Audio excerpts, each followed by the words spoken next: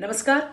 बीडचं देशमुख हत्या प्रकरण अत्यंत दुर्दैवी आहे. या प्रकरणात योग्य ती कारवाई राज्य सरकार करते.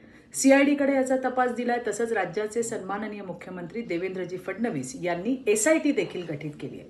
कायदा कायद्याचं काम करणार आहेच. गुन्हेगारांना कठोरात कठोर शिक्षा करण्यासाठी सरकार कटिबद्ध आहे आणि त्यासाठीच राज्याचे मुख्यमंत्री देवेंद्रजी फडणवीस सर्वतोपरी प्रयत्न करत आहेत. मात्र याच प्रकरणासंदर्भामध्ये समाजसेविका अंजलीताई दमानिया आंदोलन करतात.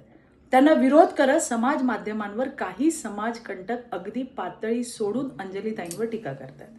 याचा एक स्त्री म्हणून मला अत्यंत त्रास होतो, कारण मी सुद्धा या सगळ्यातून गेलीये आणि जातीये. मला कल्पना आहे की या सर्व गोष्टींचा किती मानसिक त्रास होतो. त्यामुळे कोणत्याही स्त्रीवर होणारी खालच्या पातळीची टीका आम्ही सहन करणार नाही. म्हणूनच आज गुन्हे विभागाच्या सहपोलीस आयुक्तांना जाऊन मी भेटले.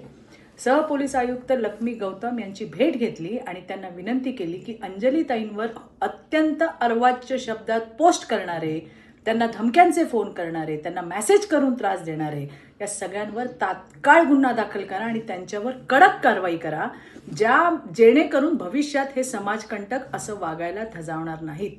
पण आज या माध्यमातून मी तुम्हालाही सांगते की तुम्ही छत्रपती शिवाजी महाराजांच्या राज्यात राहता हे विसरू नका. इथे विरोधक असो वा आणखीन कोणी, प्रत्येक स्त्रीचा सन्मान व्हायलाच पाहिजे. नाहीतर आपल्या राज्याचे मुख्यमंत्री आणि समस्त महाराष्ट्रातल्या लाडक्या बहिणींचे देवाभाऊ तुम्हाला कायद्याचा आणि कायद्याने फटका देतील.